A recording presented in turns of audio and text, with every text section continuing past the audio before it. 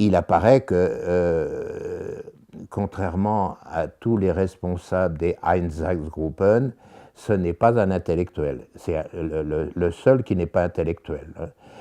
C'est au fond un petit mec, hein, et dont le profil est intéressant parce que lui, il est plus vieux que tous les autres chefs. Il a fait la guerre 14. Il est très marqué par la guerre 14. Tellement marqué qu'il va pas rompre le lien avec l'armée, il va avec les groupes extrémistes, il va rentrer dans les Freikorps et il va après en même temps donc reprendre son métier de fabrication d'orgue, puisque c'est la spécialité de Waldkirch, et puis il tombe, donc il est très marqué au fond, comme l'est écrit dans Mein Kampf, comme Hitler l'a écrit dans Mein Kampf, il n'accepte pas le traité de Versailles, la défaite, etc. Donc, nourri par toute cette bande des Freikorps, il re-rentre donc dans la vie civile, et là, il y a la crise de 29, 29, 30, 31, et se retrouve au chômage, se retrouve sans travail, et là, son engagement nazi va faire en sorte qu'il va surmonter complètement les questions économiques et va devenir un chef au point, dans le système nazi, au point où il va être appelé le Hitler de Waldkirch.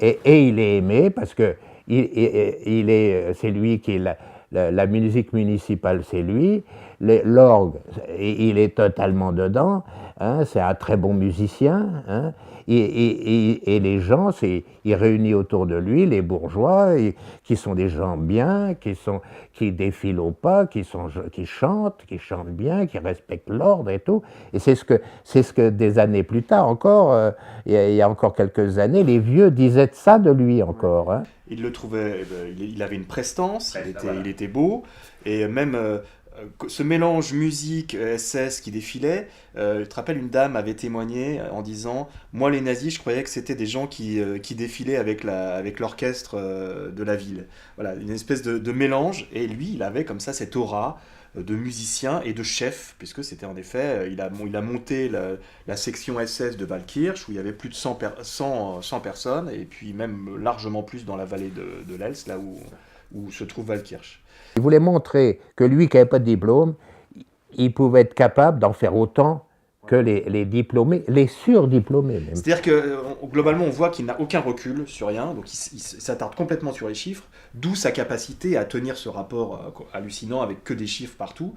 Et donc ses collègues disaient, il est un peu soupolé, faut rien lui dire, et il était jaloux de son territoire, du territoire sur lequel il avait autorité pour notamment abattre les juifs, et avec cette obsession du rapport exact du nombre de juifs, de femmes juives et d'enfants juifs exécutés. Et donc c'est vrai qu'au fur et à mesure, on a pu faire un portrait d'un homme, comme tu dis, un peu médiocre, pas d'intellectuel, contrairement à beaucoup d'autres chefs, comme disait Pierre. On a interviewé Christian Ingrao, qui a fait un bouquin passionnant qui s'appelle Croire et détruire, qui évoque donc toute cette brochette d'intellectuels qui arrivent à 30-35 ans. On leur donne les clés, on leur donne les positions de chef des Einsatzgruppen, et c'est eux qui vont être responsables des plus grands massacres. Il est probable qu'il a quand même du mal à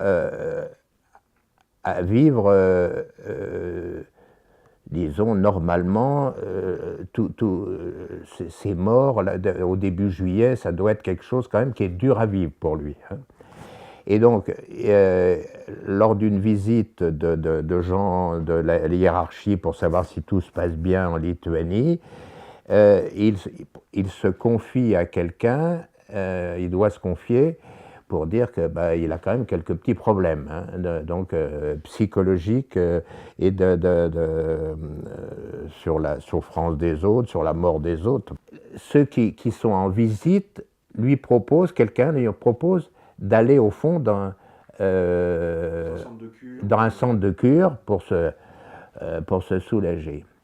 Et il aurait donc très bien pu, à ce moment-là, se sauver, soigner sa tête, soigner tout ça.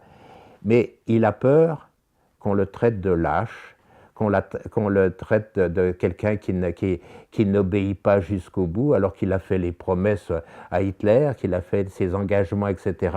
Et donc il préfère rester plutôt que d'accepter cette proposition. Ses collègues sont restés plus longtemps, sont restés jusqu'en 1944.